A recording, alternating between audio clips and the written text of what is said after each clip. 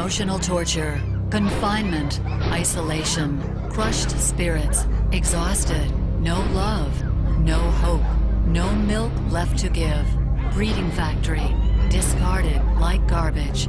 This is a puppy mill. If you're considering buying a puppy from a pet shop, consider this. 99% of pet shops who sell puppies buy from puppy mills. 99%.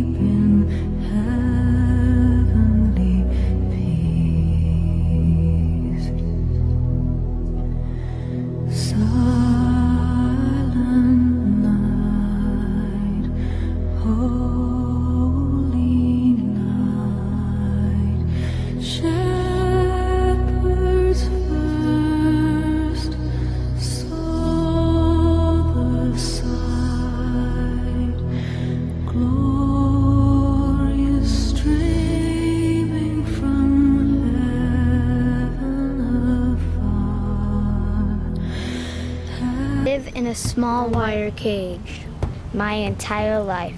No one loves me. No one touches me. I live in filth. I cry for help, but no one comes.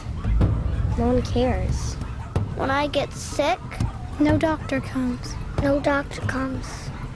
I'm scared. I'm forced to breed at every cycle.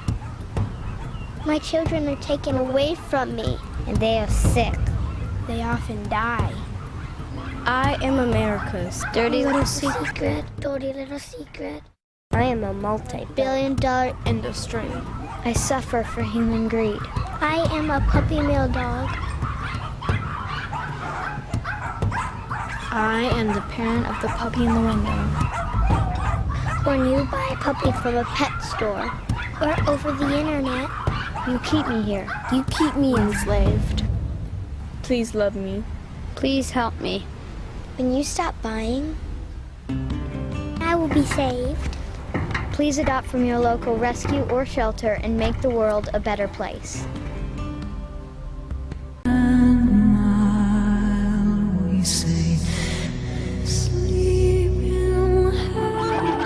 On this special episode of Dog Whisperer, a hands-on investigation into the shadowy world of puppy mills. Puppy mills thrive because they exist out of the public eye. So animals are kept in cages for one reason, to produce puppies. They will live years, their entire life, in that cage. I've been inside puppy mills from one end of the country to the other, and they're all over the country. Let me just say this, puppy mills are ugly.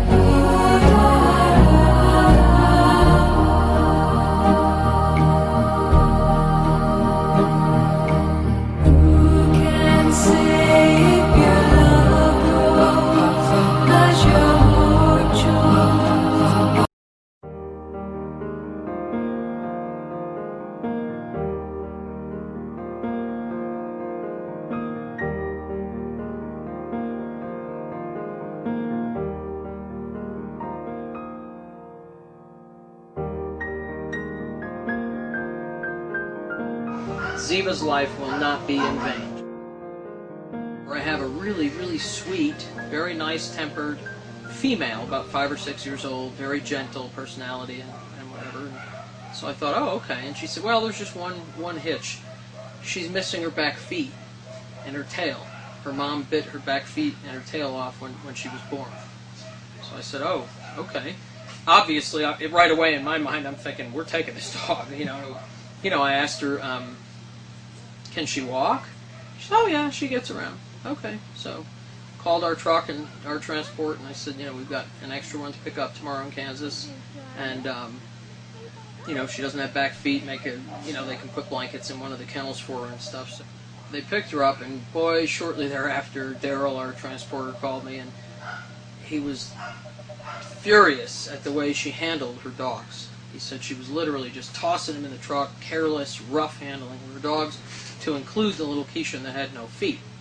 She, you know, stuck her in one of the kennels on the truck, shut the door so fast she shut the door on her stumps on her back legs, you know, and he was yelling, ah, their feet, you know, and she didn't care. And, you know, you would think with us as a rescue, you're turning your dogs over to us, you know, maybe you would be a little more gentle, at least around us. But so she clearly absolutely did not care. Here's the dogs, goodbye. It was truly a lesson in adaptability. I mean, she really, you know, Keishan's a medium-sized dog. She really didn't use her back feet at all. She just walked very balanced on her front feet, and occasionally would put her back foot down just for balance, but not for motoring at all. You know, and it was just looking at her and thinking, man, you know, my gosh, you lived like that in a pen. I'm sure she was just out in a pen her whole life. She's 5 or 6 years like that. And, you know, the adaptability, the acceptance of that, I mean, that's something I think we can learn from dogs, you know. Oh, got 2 feet, I'll use those, you know. She just captured a lot of hearts. And, I mean, we immediately were getting applications for her, for people that wanted to adopt her and give her a loving home.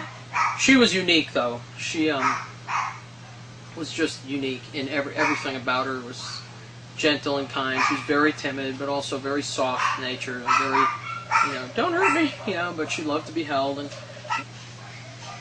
her heartworm test came back very, very strong positive. In other words, it's just as soon as they put the reagent on the blood, you know, as soon as it wicked into the test, it was positive right away. We've never seen that. That's a real heavy load of heartworm. One of our volunteers that does the medications called me early Monday morning, and she was crying so hard I couldn't understand what she was saying, and I knew she was at the kennel because I could hear the barking. And, you know, that obviously immediately worried me. Something's wrong at the kennel, and, you know, I said, Susan, you got to tell me what's going on. And she, you know, I could hear her say, Ziva, Ziva. And I said, well, what's the matter, you know? And she said, Ziva's dead.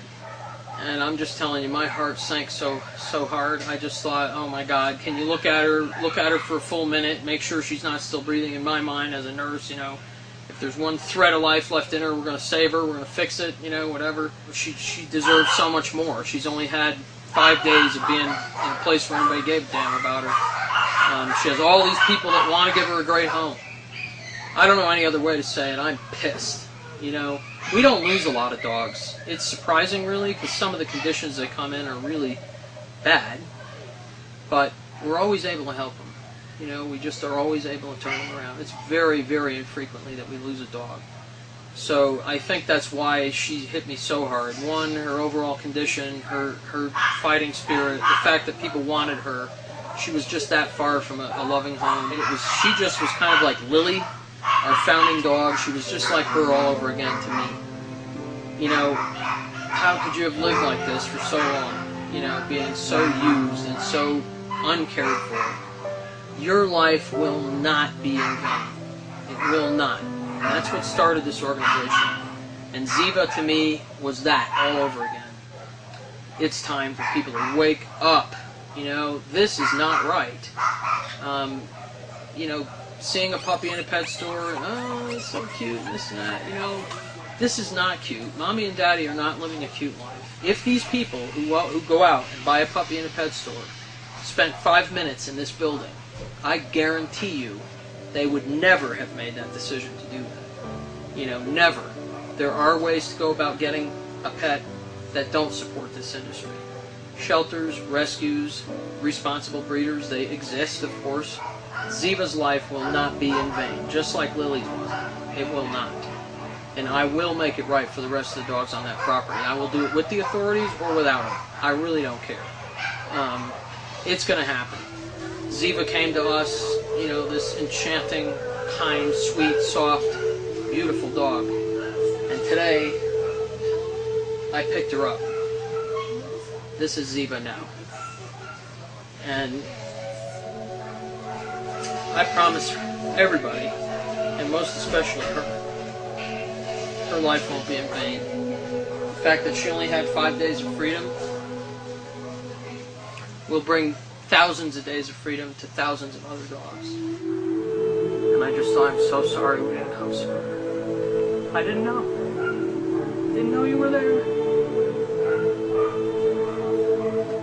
And I'm sorry. Your story will be told. And I hope you felt safe and loved here for the few days you were with us. Just this side of heaven is a place called Rainbow Bridge. And when I get there, I'm going to be tackled by a lot of dogs, and I really hope that Ziva is one of them.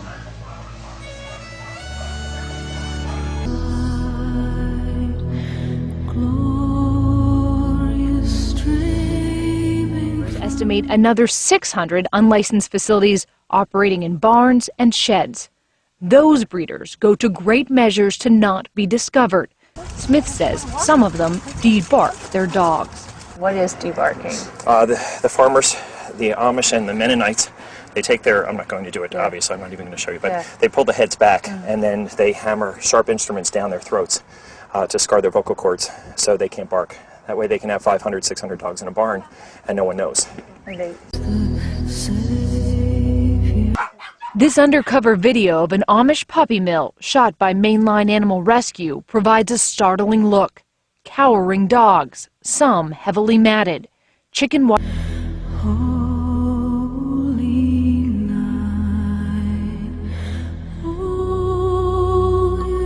There is not another industry in the world that is as cruel as my industry.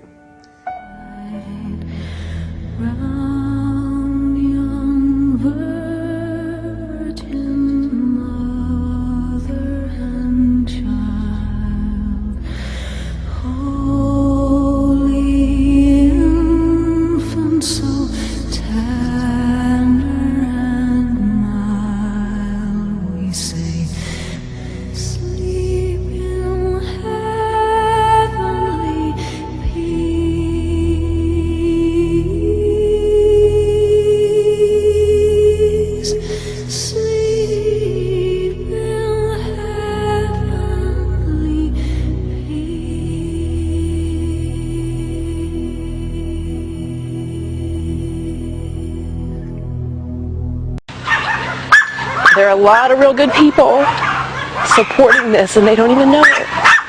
Because they're buying these puppies, and they're buying these puppies, and they're buying these puppies. And they have no idea what they're supporting. They don't know where their money's going, but it's going to this. And this is a great day for these dogs. But, you know, we've got thousands of these in this country, so good day for these dogs. Please help me stop puppy mills.